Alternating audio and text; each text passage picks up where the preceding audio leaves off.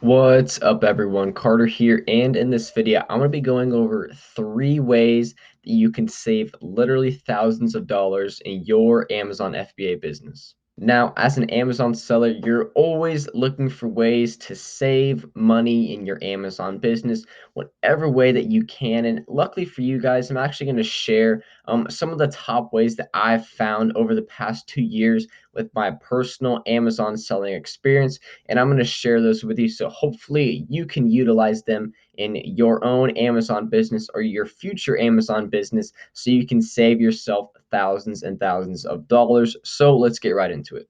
Now, the first way that you can do to save tons of money in your Amazon business is to find the right people to create your Amazon product photography in your Amazon listing, because most likely you're not very good at copywriting and you're not very good at photography, so you're most likely going to outsource that.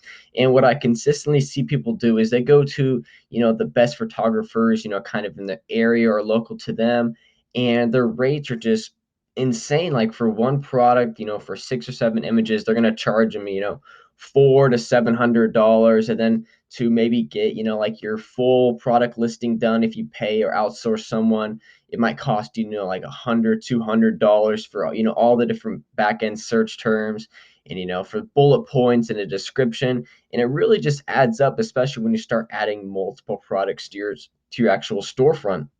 And the best way possible and the cheapest way possible that I found is to actually just use Fiverr.com. So I'll try to have it linked below in the description.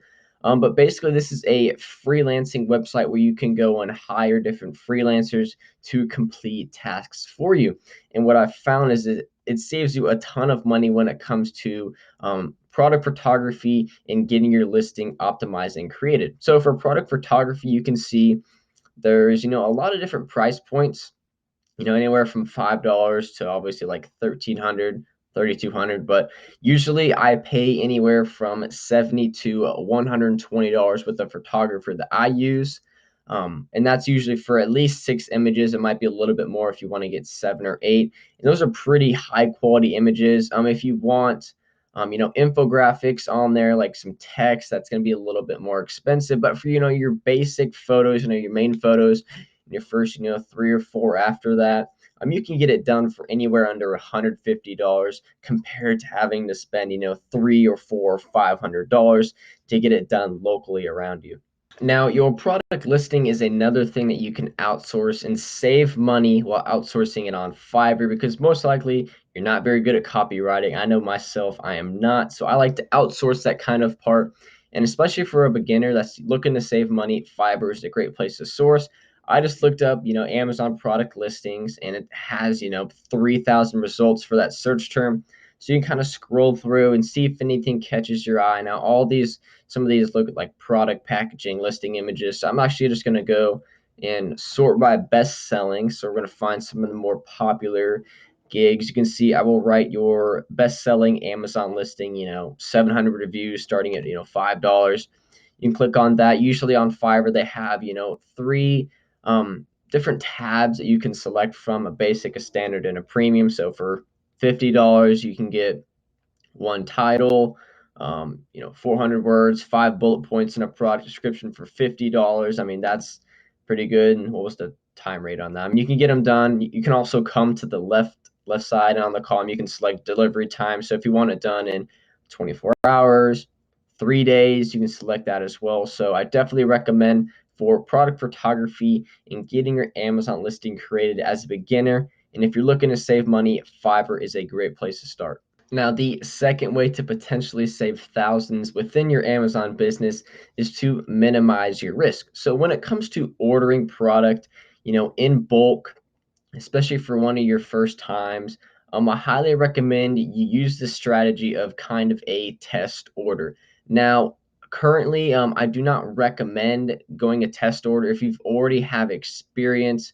If you've gone through, a couple products, you know what's going on. Because once you have experience, you should be a lot more confident in ordering larger quantities, because eventually, once you hit that kind of that peak within your product where it's selling really well, you're not going to run out of stock. Because with a test order, basically what that's representing is, a smaller order, so you can basically test the product to see if the market is there for that product on Amazon. Now, this is a great way for people that either have, limited capital, and maybe it's their first product launch and they don't have, enough confidence going into, put down, $2,000 or $3,000, and they're maybe looking to spend anywhere from 500 to 1,000.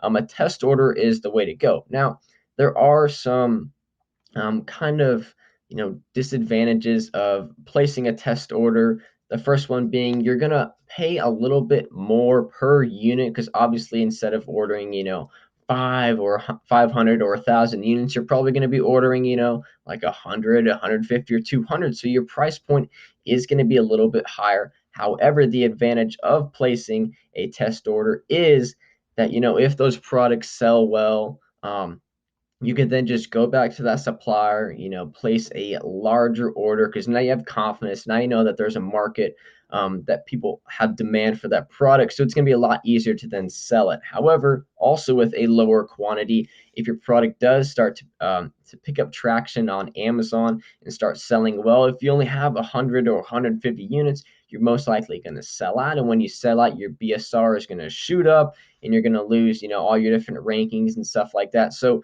that is the risk you have to take with placing a test order. Now, when I first started, private labeling on Amazon and ordering products in bulk, my first product I started out with a test order, because I heard, stories of sellers going in with, thousands and thousands of dollars into a product, and they didn't fully understand how the FBA platform worked, advertising, getting your listing created, product photography. And I just said, hey, for my first product, I'm going to invest about, I think it was about $1,300, and I got around 150 or 200 units, and that product actually failed. My second product was a success, but that's not the point of the story. The point is, if you can minimize your risk, it's going to be a lot easier to, if the product is a flop, you're not going to lose a ton of money, or you'll be able to break even. But if you just invest a ton of money, up front, obviously that's a good thing if your product starts to gain traction, because then you have, tons of, quantity behind you that's going to be able to support if that product starts selling, 10, 20, 30 units a day. But if you're a beginner, you have limited capital, and you're wanting to test and see if this private label business model is for you, because I personally think it's one of the most scalable business models you can use on Amazon. And if for your first time, if you only want to spend $1,000, you're going to have to take the sacrifice of maybe paying a dollar or two per unit than if you were to order 500 units. Because you can see on here, look, here's the same product, one piece, you can get it for $4.50. 2,000 pieces, you can get it from $1.50 to $4.50. So, I mean, let's just say you order 100 units, you can probably get it for $4.50. But let's just say, I mean, you ordered, 1,000 units of this, shower curtain, you could probably get it for like $2, maybe $1.75, plus shipping. So, I mean, there is a bit of a difference. But when it comes to especially being a beginner, and I know a lot of people watch my channel are beginners, and there are some people that are a little bit more sophisticated. And if that is you and you've already launched a few products, I highly recommend you just invest a little bit more, upfront. Don't really start the test orders anymore, because what happens is you add enough products and you're going to get a product and it sells super well and then ends up selling out, and you're going to have to wait, a week or two for your product to then get back in stock. And if you have the capital up front, I highly recommend you just invest in more quantity and more units to then send it to Amazon. The third and final way to save money as an Amazon seller is actually, this is a tip that I didn't even find out until like a couple months into the business, but it's to actually have your products that are, have been built and have been created by your manufacturer, to have them label the product and actually ship it to that designated Amazon warehouse for you, which saves you a ton of money and about a week in time as well. Because the process of regularly ordering from China is, they create it, they ship it to your house. That's going to take about a week, depending on what shipping carrier you use, if you're using air shipping or DHL or FedEx. And once it gets to your house, then you're going to check the inventory. Then maybe you print out the labels and you label each product. Then you pack it back up in a box, pay for shipping, and then ship it to the Amazon warehouse, which takes another week. So For the regular, standard shipping time, it takes a week from China to get to your house, and then another week from your house to check in and go live for sale on Amazon. So that's 2 weeks.